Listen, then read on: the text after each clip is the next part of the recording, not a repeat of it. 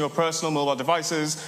We have professional photographers in-house, and I would trust you to leave it to the professionals to take care of that. Thank you. Okay, so created in 2017, the Professor Stephen Hawking Fellowship was established to recognize individuals who have made distinguished contributions to science and technology. Administered every year by the Hawking Fellowship Committee, the fellowship acts to memorialize Professor Hawking's legacy and to celebrate innovation in the field. Fellows from past years have included Bill Gates in 2019, Jane Goodall in 2020, and the OpenAI team in 2023. Tonight's honoree makes a stunning addition to that list of inducted fellows. Jensen Huang is the founder, CEO, and president of nVidia. Founded in 1993, nVidia has pioneered accelerated computing, from the invention of the GPU in 1999 to major developments like the Grace Hopper superchips. This Stanford graduate and alumni has been a trailblazer in innovation and tech pioneering since the very beginning. Please give me a warm Cambridge Union welcome in inviting the 2025 Professor Stephen Hawking Fellow, Mr. Jensen Huang.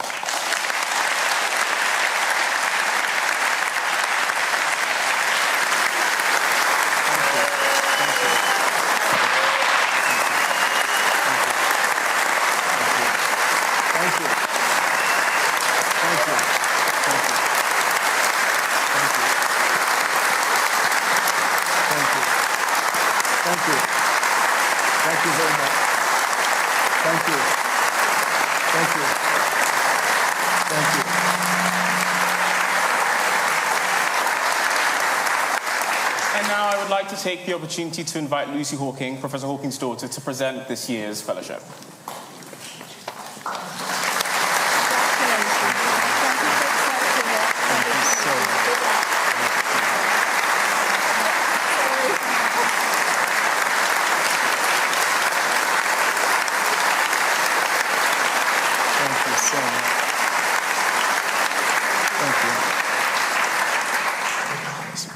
Maybe I'll have my wife hold it. Oh, perfect, please. I feel safer with her holding it. The floor is yours.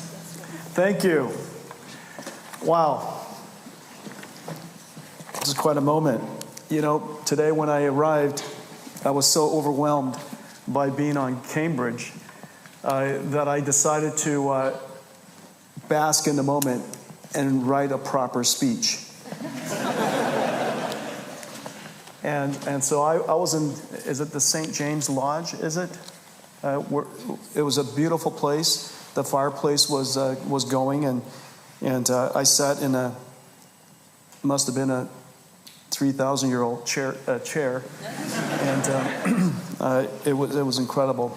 And here it is, I wrote it. So Lucy, Ivan, members of the Hawking family, and everyone here, incredible. Everyone here, I'm deeply honored to receive the Stephen Hawking Fellowship. And to receive it here at Cambridge is profoundly humbling. Cambridge is a cathedral of world-changing ideas. Newton redefining motion and gravity, Darwin questioning creation, Maxwell, one of my favorites, uniting light and magnetism, Turing, another favorite, imagining a machine that could think, and Stephen Hawking, expanding our understanding of time and universe. Professor Hawking's life showed that curiosity has no boundaries. By the way, that was one of his theories, as you know, no boundaries. Even when his body was confined, his mind traveled beyond the stars. He reminded us that discovery does not come only from intellect, but from conviction and optimism. And through his life's work, and through the way he lived his life, he inspired us to look beyond our limitations, to meet challenge with curiosity and humor. I can think of no higher compliment than to be associated with that spirit. nVidia is a story of nearly impossible odds. With the three of us, three friends, in a townhouse in 1993, set out with an idea that we'd invent a new way of doing computing to solve problems that normal computers cannot. Along the way, we invented a new product category, the GPU. We invented, in fact, a new form of computing called CUDA, accelerated computing. We invented new strategies to take that technology and that architecture and proliferate it literally all over the world. And along the way, we created the instrument of scientists, artists, designers, dreamers, and most importantly, we sparked a new industrial revolution, the AI industrial revolution. We've come a long ways, and our discoveries has led to the most impactful technology of our time and probably of all time, the ability to manufacture intelligence.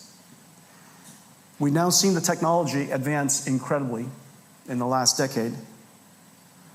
It is now transforming every application, every field of science, every industry. Everyone will be impacted. Every company will use it. Every nation will build it.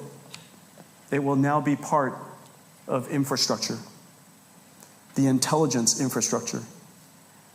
And to realize that, like energy, like the internet, we will now be building AI infrastructure all over the world. That observation, that realization led to the company that you see today.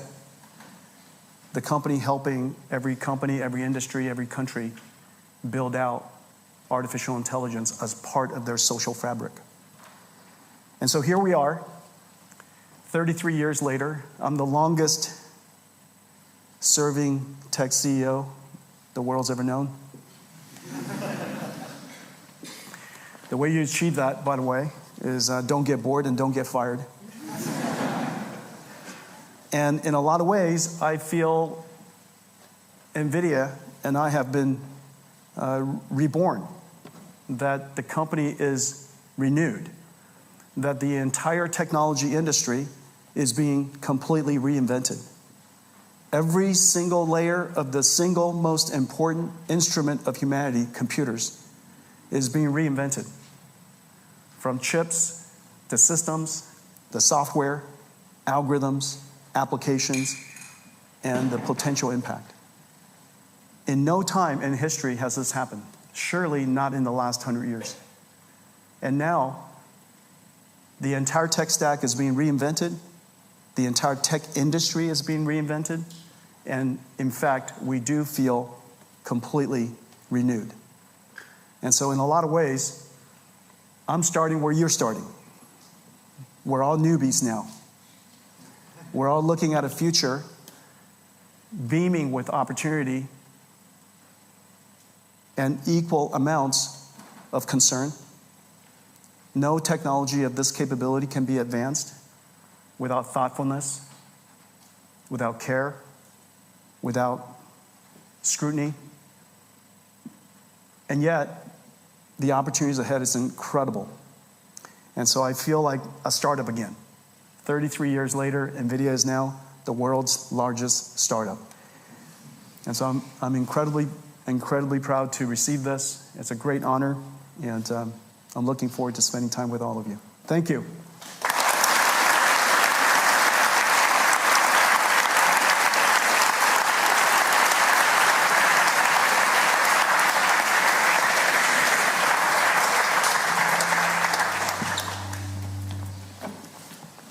It might be me. It might be that.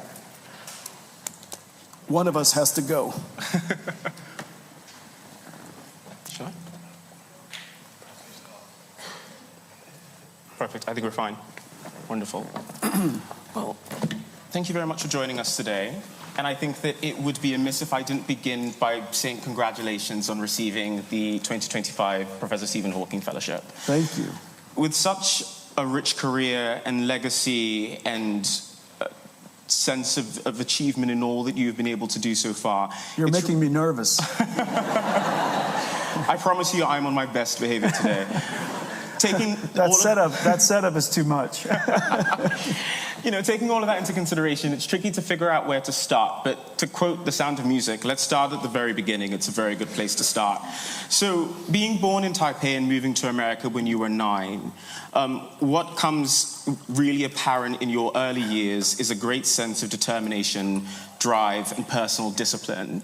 How are you able to cultivate that through your education, through your time at Oregon State, through your time at Stanford, to keep going and to continue being relentless even in your early education?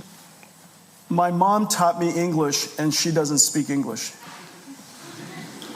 And that kind of tells you all. That tells you something about the impression that parents could leave with their children. She told me when I was young that I was special. That somehow I took tests and I did well on tests. And she encouraged me. Oftentimes, if people tell you that you're better, greater, more capable than you are, you might live up to that expectation. It reminds us to do the same with our companies, and it reminds us to do the same with each other. And she left with me an impression that nothing could be that hard. To this day, and people have seen me adapt, and I think it was Professor Hawken that said, intellect is the ability to adapt. Didn't he say that? True intellect is the ability to adapt. In a lot of ways, that kind of defines nVidia, kind of defines me. I approach almost everything from the perspective, how hard can it be? Now, oftentimes it turns out to be really hard, but you approach it with the attitude, how hard could it be? And if you look at all the things that we've done as a company and what I've done, I've never been CEO before. This is my first CEO gig. Okay, and so I think I'm going to get it right someday. But when we first started the company, and I never raised money, I never wrote a business plan. I still haven't written a business plan. And I've never been a CEO, never even been a manager. In all cases, I think the fact that she was able to teach me English and she doesn't speak English, she can't read English. So you got to ask yourself, how did she do it? Turns out a piece of paper and a dictionary. And I approached almost everything like that. How hard could it be, and break it down to first principles, and you learn along the way. And I meant it earlier, so long as you could stay in the game long enough to learn the sport. And staying in the game is, in fact, most of it. I was able to do what I'm doing today because I didn't get bored and I didn't get fired. That, I think, was the magic, all of it. It's 100% of it. And I think staying on that topic of nVidia being the beginning of a lot of firsts for you, it's as if you've read my mind. This is flowing so beautifully. Let's talk about the decision that led to you becoming CEO of the company. So the dream and plan for nVidia came together over many coffee meetings at the chain restaurant Denny's. Those meetings revealed to your co-business partners, Priyam and Malachowski, that you were to be the CEO of nVidia. What do you think made them unanimously decide that you were the best fit amongst the group to lead nVidia as its CEO? I think because they didn't want the job, and they were right. They didn't want the job. And all three of us were engineers. And I think that's the answer. They didn't want the job. In retrospect, I could have been smarter myself. And to be CEO is a lifetime of sacrifice. And most people think that it's about leading and being in command and being on top, and none of that is true. You're in service of the company. You're creating conditions for other people to do their life's work. You're inspiring through example. Most of the examples are making difficult decisions during very difficult times. It's mostly about sacrifice. It's about strategy, and strategy, as you know, is not just about choosing what to do, it's about choosing what not to do, which is sacrifice. And the determination, the conviction, the pain and suffering that goes along with overcoming obstacles, that's all sacrifice. It's being the CEO, I'm not trying to talk anybody out of the profession.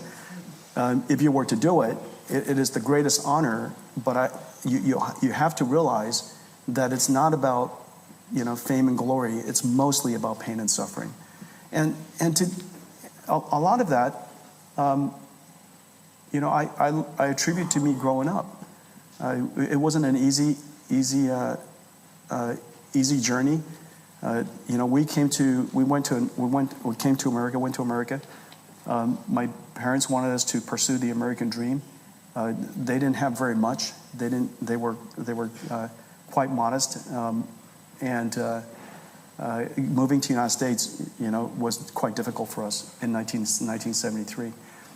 But somehow we made our way through it, and I think the life of struggle, endeavor, nothing for granted, having to earn everything, that I think was good CEO training. And so I think the answer is that they were smart. They didn't want the job. And they live very high quality lives now. And building upon what you said about struggle and strategy and personal development, at a recent visit to Stanford, you told an audience of students, greatness comes from character. Character comes from people who have suffered. In the beginning years of building nVidia, amongst many setbacks, how did you keep going on? Because you've said that you had never fundraised before at such a high level, you'd never pitched such a brilliant idea, you had never had a business plan, but there was still this idea of strategy and duty and personal sacrifice.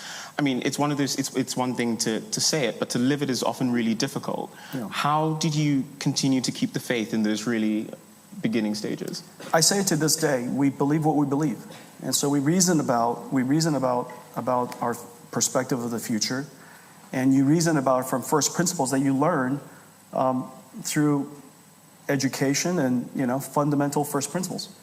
And you have to reason all the way back to either the first principles of computer science or the first principles of physics, or whatever first principles you could hang on to, and you try to reason as far back as you can.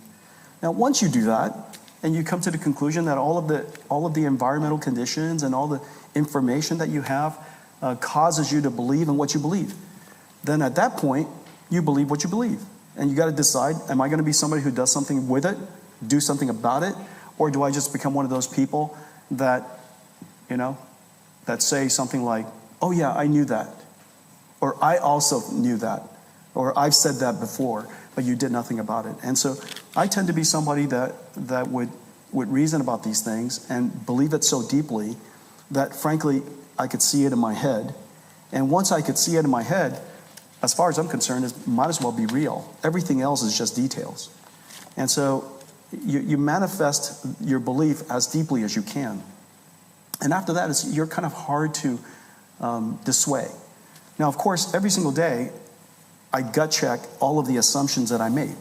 All the assumptions that I used to reason about the strategy, I'm constantly reevaluating. If any of that changes, if any of the assumptions or any of the principles that I used were flawed, I'm quick to adapt. So I'm constantly learning through failure, and I'm quick to adapt. And by adapting, you get to stay in the game. And so I think it's not a complicated equation. Oftentimes, I think people have a hard time pivoting because they feel that their ego is somehow tied to some decision they had made or something that they said. And that's really hard for CEOs. For CEOs, I stand up and, at nVidia today, we have 50,000 people, and I declare something about the future, or, I describe what I think is a direction the company ought to go, and you reason about why you do so, and I do that in front of 50,000 people. And I'm doing it constantly. I'm saying it constantly because you can't just say something once. You got to say 1,000 times. After you say something 1,000 times, when you discover that, in fact, you were wrong, it's fairly difficult to pivot. But over time, I've earned the right to change my mind. And as soon as something is wrong, and I feel that it's, and the way we describe it is we have a phrase in the company, and I remind ourselves of that all the time. We have to be intellectually honest. You know, if I know that we ought to change our mind, and I don't, that's a character question. You know, it's an ego question. You know, somehow I'm preventing myself from allowing everybody else to do the right things. And so I'm quick to get out of that. And over time, I discovered that leaders are not meant to be right. That's not our job. You know, we're not. Our job isn't to be right. Our job is to help other people succeed. It's related, not the same. And so, to the extent that they always believe that I want to help people succeed, then they want to help me succeed. When I change my mind, nobody thinks about it twice. It's almost like they never forgot what I said before. You know, this new thing that I say was, yeah, he's right. And I change it a little bit, yeah, he's still right. And so, you know, people just want you to succeed. And you want to create the conditions where you allow yourself to be vulnerable, to change your mind, to be wrong. But because people know that I always have their best interest and I want the company to succeed and I want us to realize the future, you know, they'll go along with it. Wonderful. Let's talk about the GPU. So in 1999, nVidia creates the light bulb moment in the tech industry when the company manages to offload graphic rendering from the CPU to the GPU. In 2006, you followed up with the CUDA microservices with over 400 libraries. When you're creating and innovating at nVidia, how do you strike the balance between building and developing on pre-existing technologies and deciding, like you said, when to pivot into a new lane? How do you keep that balance? It's really hard, and the reason for that is this: when you reinvent some, for example, let's use a phone for example. When the iPhone came along, it's still a phone, and initially it didn't do much more than a phone. It had a browser, and most people didn't need a browser all the time. And it had a map, that was nice, and it played some music, that was nice. But it cost 5 times more. And so the challenge is, at the time of a new product category, the cost of the technology is much higher than the value that it provides. And the same thing with the GPU. We invented the GPU because we wanted computer graphics to be a medium that was expressible through software. Prior to the GPU, graphics accelerators were fixed function. Garrow shading was garrow shading, Phong shading was Phong shading. The way it, you know, whatever specular highlight you decide, that's exactly the way it would render it. Well, we decided that computer graphics should be an artistic storytelling medium, and the software, it should be programmable by software using what is called a programmable shader. So we invented this idea, called it a real-time programmable shader. And so that led to a bunch of future opportunities, but on the day we announced it, there were no applications. But it cost twice as much. And so here's something that you have no need for, and as the current customer would prefer to have something that is, quite frankly, half the price than to have something that has future promise. And so there's no easy answer for that, aside from you've got to believe what you believe. And when you create it, you know, the rest of it is about ecosystem development and inspiring the developers to create applications that realize the potential, a whole bunch of software, you know, that kind of stuff. That's all kind of mechanical work. But in order to go do that, you have to believe in a future. And then crossing that chasm is extremely painful. It's life-threatening. Most companies don't make it. Most companies don't make it from classical phone to become a smartphone. Notice none of them did. No feature. It's back then we call our phones feature phones. I don't know, phones. And so they were called phones, and then now they're called smartphones. No phone company made it through to the smartphone. nVidia is the only company that made it from one generation to another generation to another generation to another generation, and we constantly reinvented ourselves. We've now reinvented ourselves through 6 computing eras. And the mechanics of it is fairly mundane. It's easy to explain. I'll teach a course here one of these days. It's a 5-step program. And it's not hard, but the part that is hard, it's the courage to do it. Because when you leap across to that next thing, at the moment when you're in the middle of that canyon, your cost is incredibly high, your value is incredibly non-existent, and very, very rarely do people cross to the other side. And that's 100% courage, the ability to endure pain and suffering. The rest of it is, skills. One of the beautiful things about nVidia's work is the way in which its discoveries have reverberated across the world and have spurred on lots of different technologies. This year, Bristol University unveiled the Isambard AI, the 11th fastest supercomputer in the world, powered by 5,448 GH200 Grace Hopper superchips. Isambard AI is being lauded for being able to power cutting-edge medical and sustainable research. How does it feel to see the work of the Grace Hopper superchips be extrapolated upon to build what is essentially really crucial technology that is shifting medical research at the highest levels? Yeah.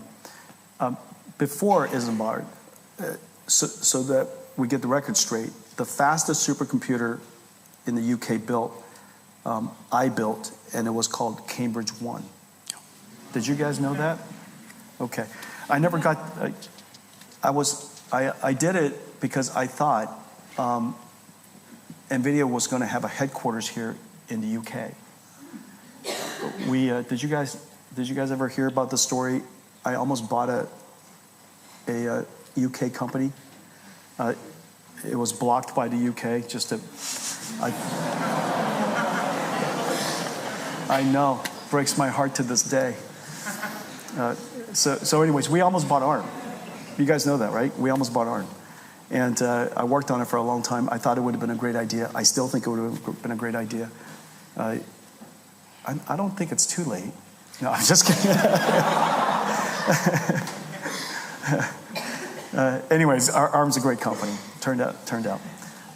So anyhow, what we build is the most crucial instrument of knowledge discovery. And for the very first time,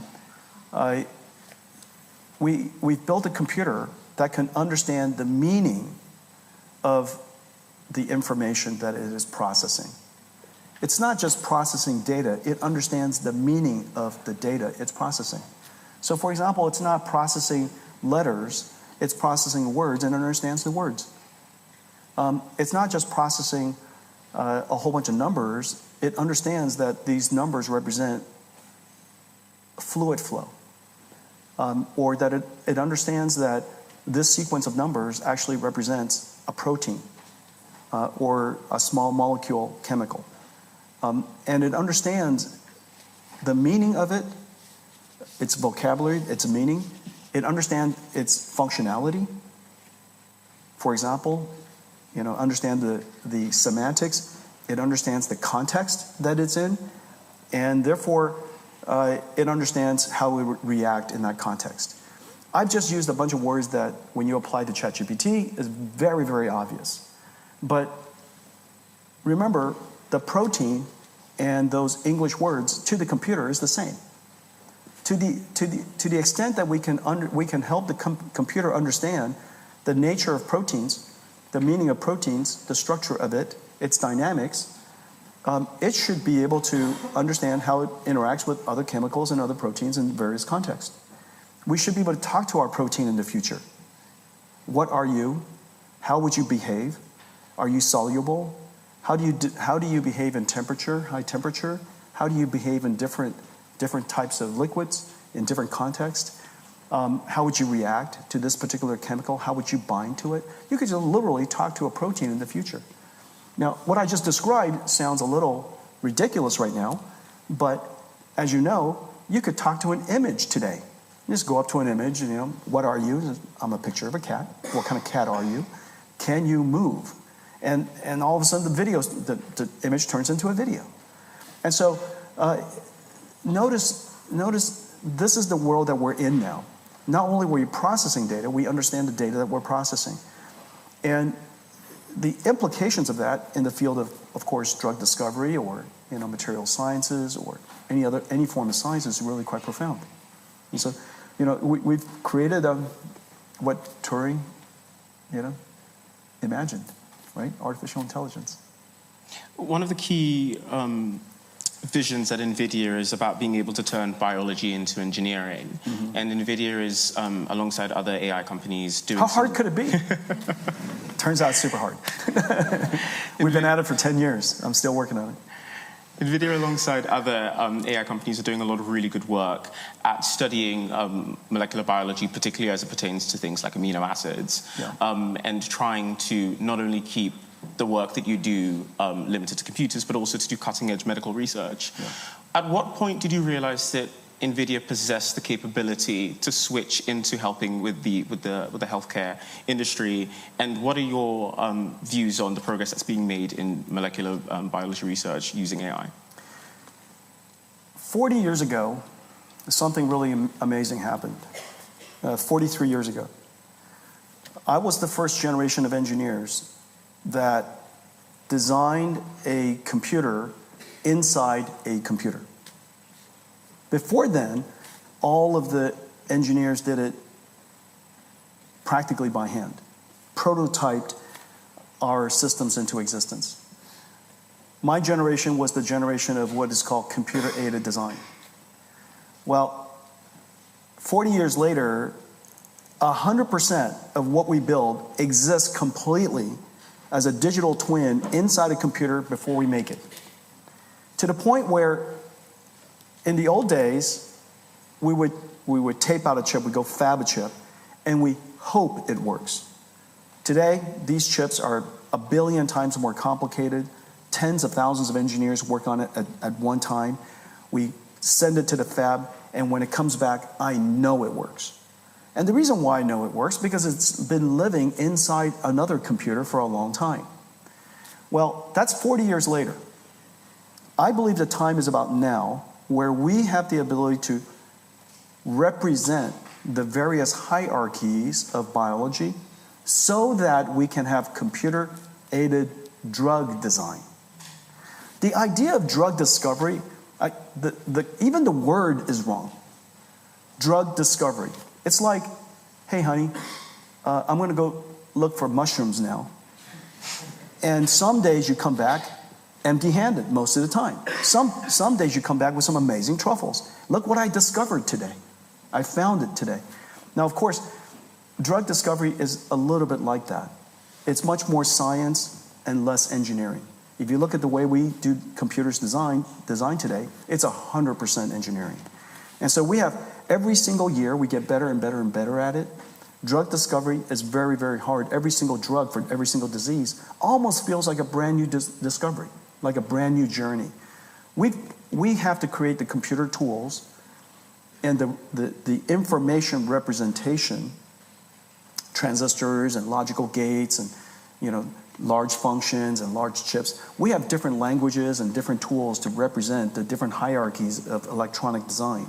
We need to discover the hierarchy of information representation for biological design. Does that make sense? And so once we have that, once we have tools that understand that representation and we can manipulate it, then the world becomes drug design. And every single year that goes by, we become better and better and better at it. We stand on the top, on the shoulders of giants. And one of these days, who knows? And so I literally just did just now what I did 10 years ago at nVidia. And I explained this to a bunch of computer scientists, and then everybody goes, okay, well, let's go give it a try. How hard can it be? And so it's been 10 years, and I got to tell you, it's super hard. But it's okay. But I still believe it. I have 100% certainty that we will discover the representation of biology and the tools necessary to go design it. And the reason for that is this.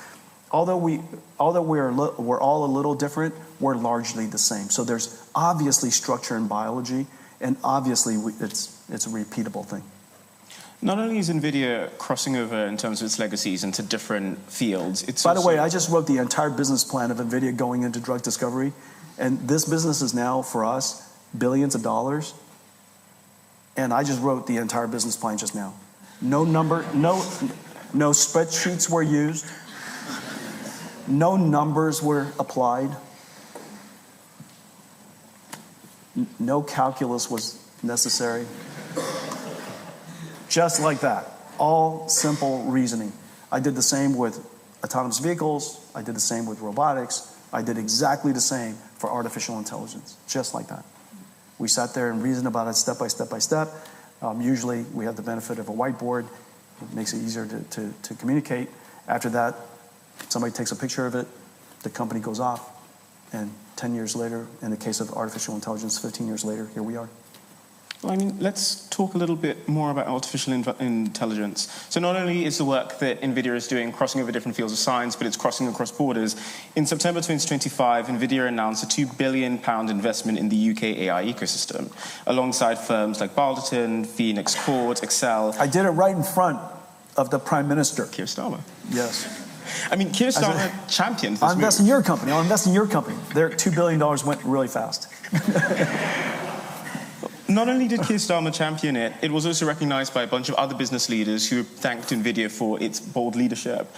How does it feel to be able to support burgeoning leadership in AI and creativity and innovation, particularly in the UK and also across the world? NVIDIA succeeds when other companies succeed. Remember, we're a platform company. We're a tools company. We're a computing platform company.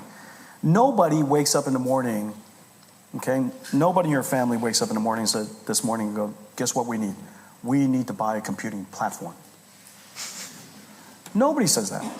And so the only reason why we succeed is because companies and developers who use our platform create something incredible. That's how we succeed. And so in a lot of ways, I've got one of the greatest jobs ever, which is to have a company whose mission is to desire other people to succeed. And this is a phrase that is always inside the company. I'm always reminding everybody in the company that we want and we need and we desire other people to succeed, and it's through their success we get to ride their coattails. And so that's it, you know. And so when I saw that the UK really has a Goldilocks moment, you know, you have incredible researchers here. This is the home of computer science. If there's a country that represents computer science, that's got to be UK. You've got a rich ecosystem of entrepreneurs, and the only thing that you don't have, as it turns out, is the instrument of knowledge, the instrument of science, the instrument necessary to do that, and I know how to do that. And so I felt that with our involvement, we might be able to create that spark, and then maybe UK becomes, you know, one of NVIDIA's headquarters after all, you know. So, but you really have an extraordinary moment. But for some reason, I do feel that the culture of the UK, you're so modest, you know. You know, in Silicon Valley, however great we are, we describe it as 100 times more than that. And but here in the UK, however great you are, you're 1/10 that. And so I'm here to tell you, you're pretty extraordinary. And look at the list of the inventors and the scientists and discoverers that have come before you and that have inspired us and has made it possible for us to do what we do. And then just remember, the Industrial Revolution was invented here, was discovered, it was created here. And there's a new Industrial Revolution now. So take advantage of it. It's got everything that you're part of and everything that you're great at. And so this is your moment. You've got to capitalize on it. And you've spoken earlier on in this interview about what makes the UK such a promising field for AI development. Let's talk a little bit about South Korea. So nVidia has just committed over 260,000 of its most advanced chips to South Korea in what is being called a $10 billion mega deal in AI. What would you say is what makes South Korea an ideal partner for this level of investment? And what are some of the promising projects that you hope that nVidia might be able to achieve in the area region? South Korea is one of the major countries in the world that has industrialized deeply. South Korea, as you know, manufactures chips. They manufacture ships, cars, electronics. This is a country that is incredibly good at industrialization. In just a few short decades, they reinvented the whole nation and became a global industrial giant. South Korea also has a unique capability of doing software. And so the technology ecosystem is able to deal with hardware and manufacturing on the one hand, but software and the artistry of developing software on the other hand. And so I think it's a real opportunity to see them take advantage of artificial intelligence and reinvent how industrialization works. This is the next era of AI. Currently, AI understands language and numbers and images and videos.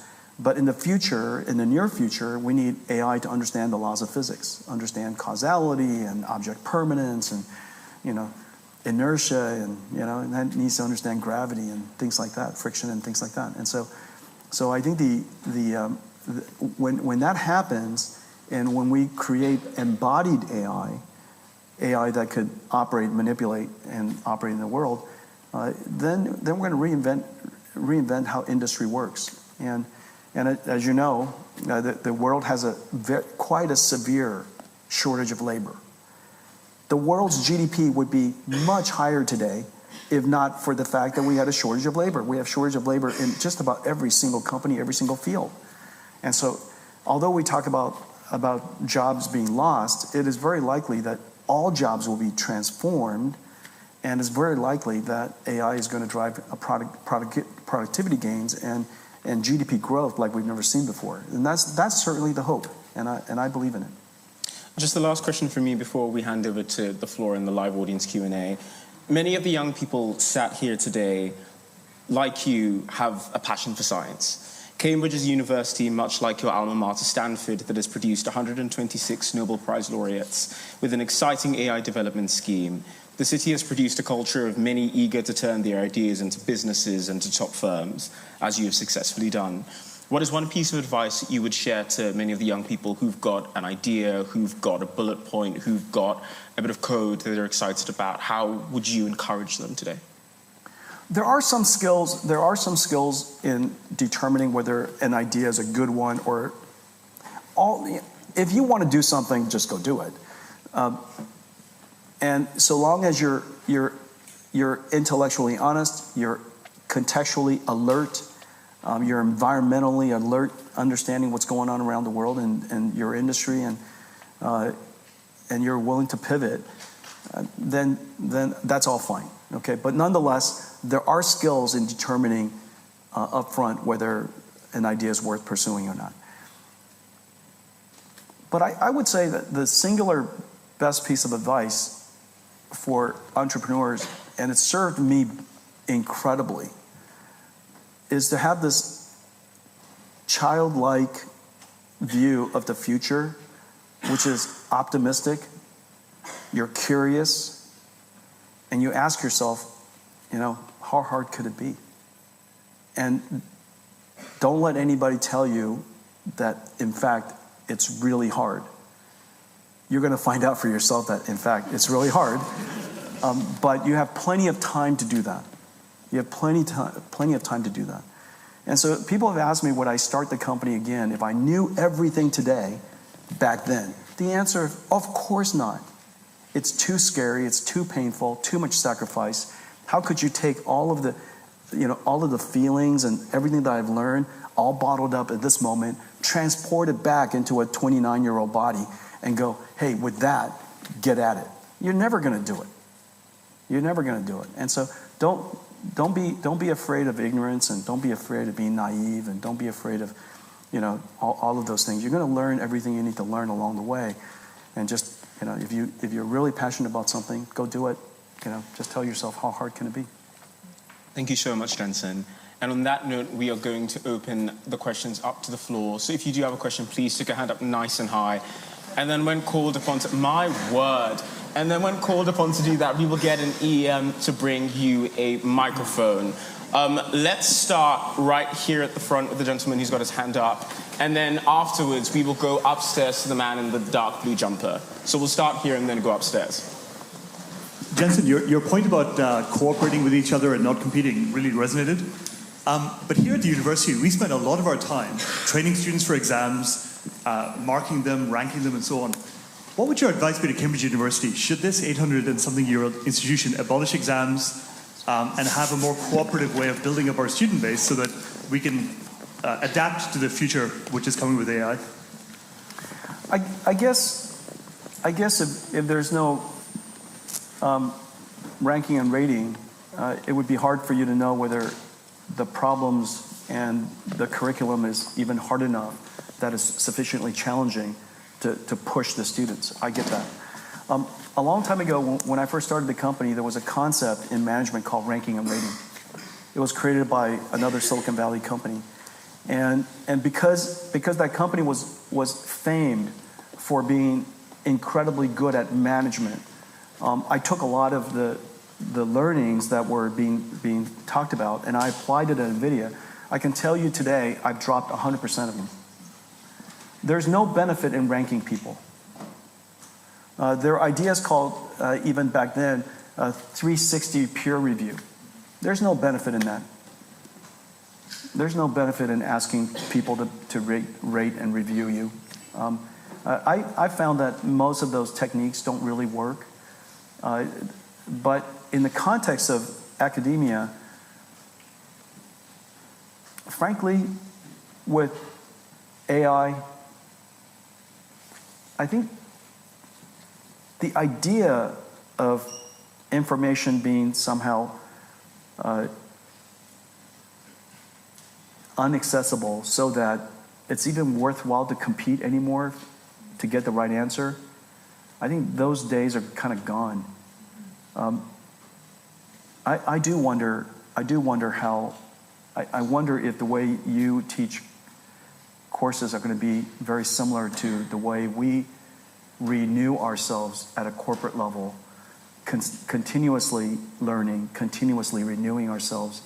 I'm quite famed for saying I don't fire anybody, and the reason for that is is grounded in wisdom.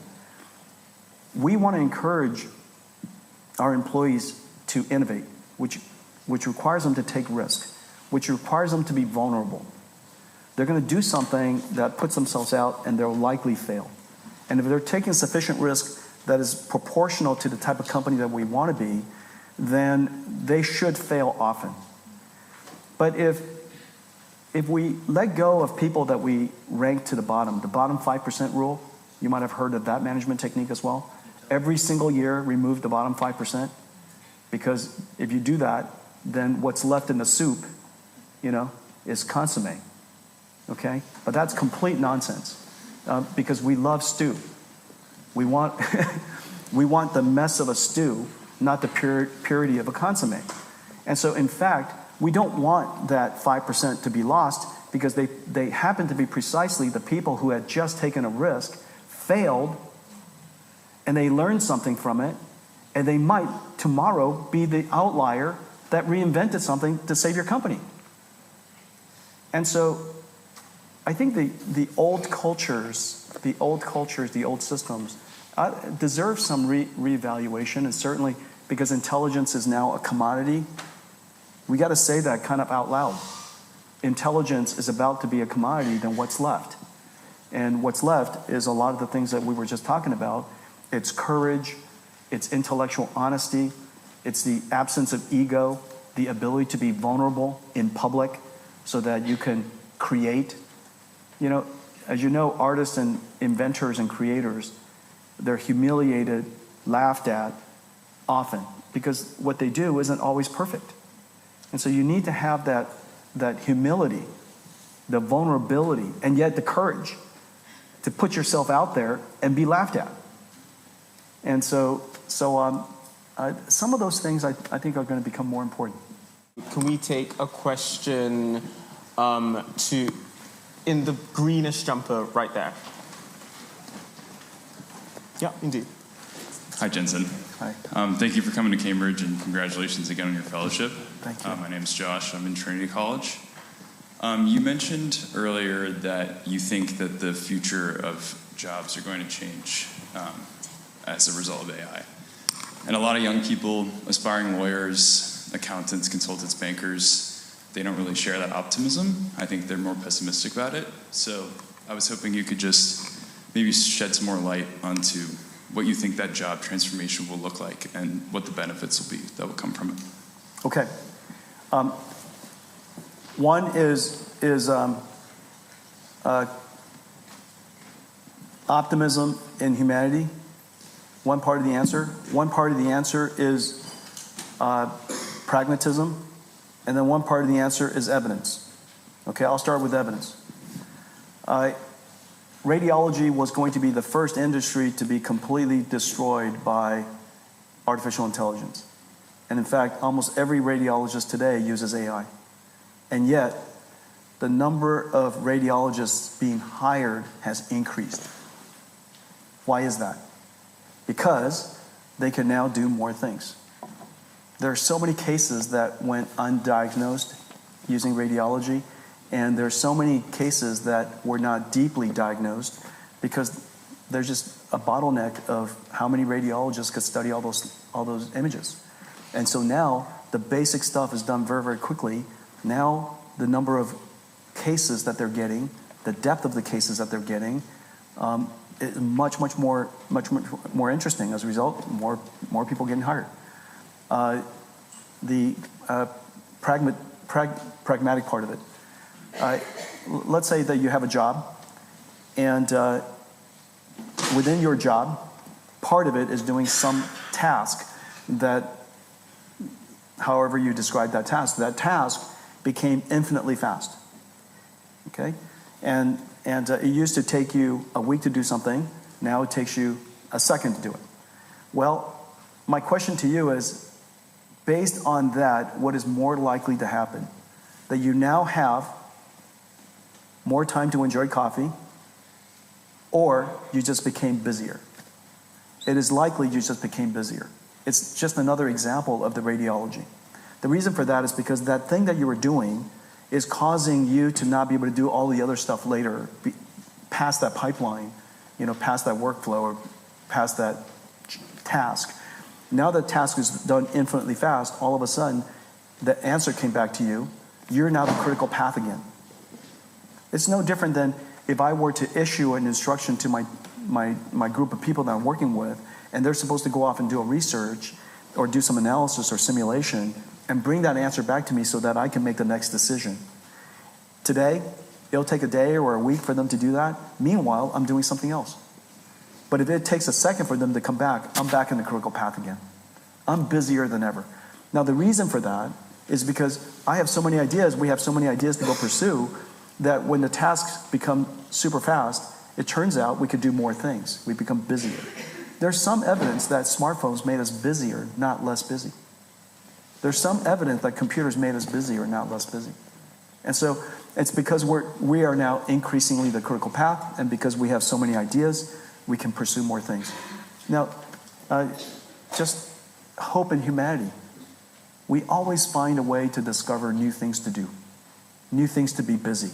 And I'm hoping that as a result, we'll go off and work on the problems that are the most meaningful, the most valuable in all of our work, which is the ones that are poorly defined.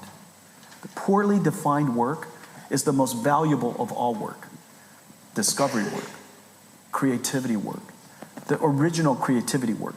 I'm not talking about change the cat, to a cat with shag rugs, And I'm talking about really creating something out of the box. And so the ability for us to use AI to solve problems that are fairly easy to describe, well, it doesn't have to be even easy, that is describable, so that we could go and work on things that are very difficult to describe, I think is really quite powerful. Thank you. Shall we take the question from the member in the gallery? Hi, hi Jason, my name is Lily. Every job will change. You will not lose your job to AI, you will lose your job to someone who uses AI. Thanks for that. Hi Jason, my name is Lily. I'm an EMBA student at the Judge Business School. I also run my own venture builder called FounderX. It's very interesting that you just mentioned the UK's position almost having this Goldilocks moment, because we commonly believe the AI game is actually happening in China or happening in the US. So what do you think the UK or the UK startup community can do more to leverage its current position and benefiting more from the AI game? Regulate less.